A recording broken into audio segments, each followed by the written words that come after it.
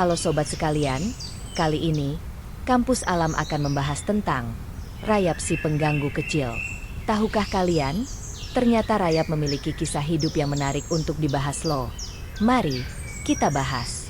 Rayap, anai-anai atau semut putih adalah serangga sosial anggota infraordo Isoptera, bagian dari ordo Blattodea kecoa yang dikenal luas sebagai hama penting kehidupan manusia. Rayap bersarang dan memakan kayu perabotan atau kerangka rumah, sehingga menimbulkan banyak kerugian secara ekonomi. Kerusakan kayu akibat serangan rayap. Sebutan rayap sebetulnya mengacu pada hewannya secara umum, padahal terdapat beberapa bentuk berbeda yang dikenal, sebagaimana pada koloni semut atau lebah sosial.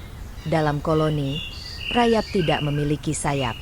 Namun, beberapa rayap dapat mencapai bentuk bersayap yang akan keluar dari sarangnya secara berbondong-bondong pada awal musim penghujan sehingga seringkali menjadi pertanda perubahan ke musim penghujan di petang hari dan beterbangan mendekati cahaya.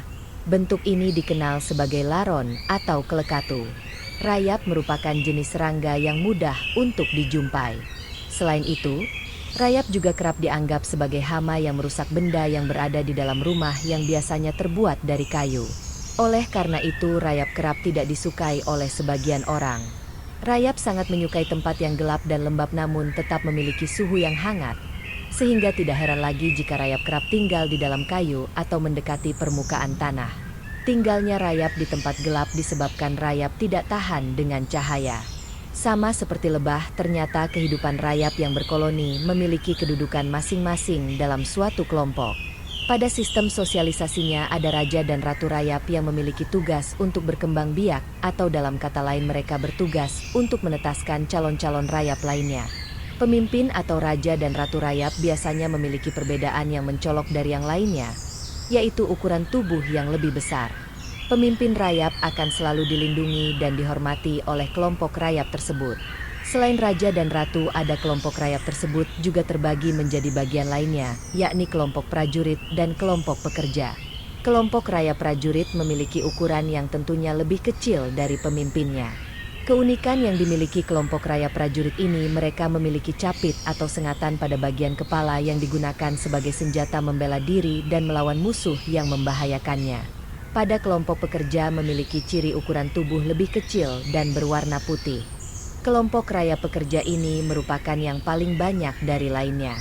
Mereka akan bertugas mencari makanan dan membentuk sarang pada kayu atau tanah. Rayap pekerja akan membuat sarang dengan menggunakan kombinasi antara lain tanah atau lumpur, kunyahan kayu, air liur, dan kotoran rayap sendiri.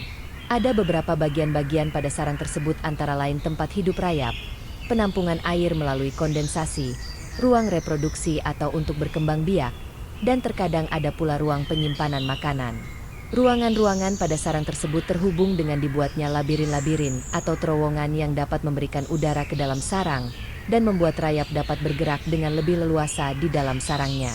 Oleh karena itu, biasanya sarang rayap seringkali bertumpuk-tumpuk dan meninggi bahkan sampai muncul ke permukaan-permukaan tanah.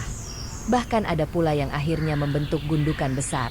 Rayap akan bekerja sama mengumpulkan makanan setiap harinya. Pastinya hal tersebut dilakukan oleh rayap pekerja. Makanan yang telah didapat biasanya akan dikumpulkan ke dalam suatu rongga atau ruangan khusus penyimpan makanan. Makanan-makanan ini nantinya akan dikonsumsi oleh semua anggota rayap.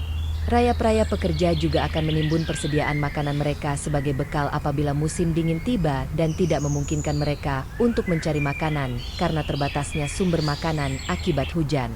Jamur yang berada di lingkungan tempat tinggal rayap biasanya adalah sumber utama makanan mereka. Meski rayap dianggap sebagai hama bagi manusia, ternyata rayap juga memiliki manfaat dalam kehidupan. Manfaat-manfaat tersebut dapat diperoleh dari sarang rayap. Beberapa ilmuwan sudah menguji manfaat dari sarang rayap melalui beberapa penelitian. Pada penelitian di Amerika Serikat disebutkan bahwa tanaman yang memiliki sarang rayap di sekitarnya akan memiliki kemampuan bertahan hidup lebih lama pada musim panas dan kemarau yang panjang. Selain itu, sarang rayap juga dapat menjadi tolok ukur kesuburan dari tanah dan banyaknya jumlah cadangan air pada daerah tanah yang kering. Dekomposer atau pengurai adalah organisme yang memakan organisme mati dan produk-produk limbah dari organisme lain. Pengurai membantu siklus nutrisi kembali ke ekosistem. Dekomposer membuat tanah kaya dengan menambahkan senyawa organik. Dengan itu, zat seperti karbon, air, dan nitrogen dikembalikan ke ekosistem melalui tindakan pengurai. Yang termasuk contoh pengurai dekomposer adalah serangga, cacing tanah, bakteri, jamur, belatung, laktobakteria, kecoa, ragi, siput, lumut, dan actinomycetes. Rayap yang dalam bahasa Inggris disebut white ant semut putih, pada umumnya dikenal sebagai serangga yang mengakibatkan kehancuran seperti pepatah bak kayu dimakan rayap. Pendapat tersebut tidak sepenuhnya benar karena dalam ekosistem alam, rayap juga merupakan serangga yang menguntungkan bagi manusia, yaitu sebagai serangga pengurai dekomposer yang menguraikan sisa-sisa tanaman atau kayu. Rayap memakan bahan yang mengandung selulosa seperti kayu dan produk turunannya seperti kertas.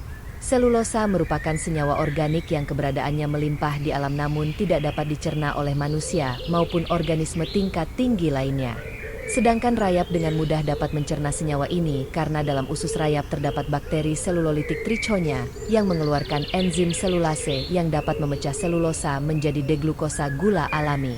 Di Indonesia, yang merupakan daerah tropis memiliki hutan terluas di dunia, serangga rayap berperan penting sebagai pengurai di hutan tropis tersebut. Mereka bersarang dalam tanah terutama dekat pada bahan organik yang mengandung selulosa seperti kayu, serasah, dan humus. Spesies rayap termasuk golongan daur ulang sebab mereka bisa menguraikan zat-zat yang sudah mati menjadi sesuatu yang makhluk hidup perombak bahan mati yang sebenarnya sangat bermanfaat bagi kelangsungan kehidupan dalam sebuah ekosistem hutan. Memang kelihatan begitu sederhana. Kita bisa bayangkan apa jadinya hutan tanpa rayap. Maka hutan akan dipenuhi dengan tumpukan daun serasah dan akibatnya bisa saja membuat mati penghuninya yaitu satwa besar lainnya karena tidak bisa beraktivitas. Inilah salah satu peran serangga memberikan keuntungan pada satwa liar di hutan.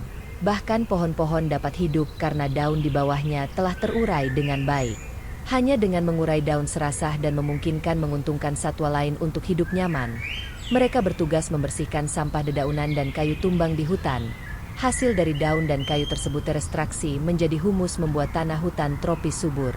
Mereka merupakan konsumen primer dalam rantai makanan yang berperan dalam kelangsungan siklus hidup di hutan dan menghasilkan beberapa unsur penting seperti karbon dan nitrogen. Ketika hutan terdegradasi, hutan berubah fungsi, maka binatang terkecil pun seperti spesies rayap menyesuaikan diri dengan lingkungannya. Dulu mereka makan serasah dan kayu pohon dan berganti pola makan. Mereka akan memakan beton, kayu bangunan hingga perabotan rumah tangga, bahkan rayap menyerang lahan pertanian dengan merusak tanah pertanian. Rayap secara alami juga membentuk proses siklus air tanah di hutan dengan membuat lorong atau rongga tanah, hingga jatuhnya air hujan masuk ke tanah. Karena bantuan rayaplah air hujan di hutan bereaksi secara alami dan masuk ke dalam tanah, hingga air tanah dapat didistribusikan bagi tanaman hutan dan adanya simpanan air tanah. Berdasarkan lokasi sarang atau tempat tinggalnya, rayap dapat digolongkan dalam 3 tipe, yaitu rayap kayu lembab, rayap kayu kering, dan rayap tanah. Di antara ketiga jenis rayap tersebut, tipe yang paling banyak menimbulkan kerugian adalah kelompok rayap tanah dan rayap kayu kering.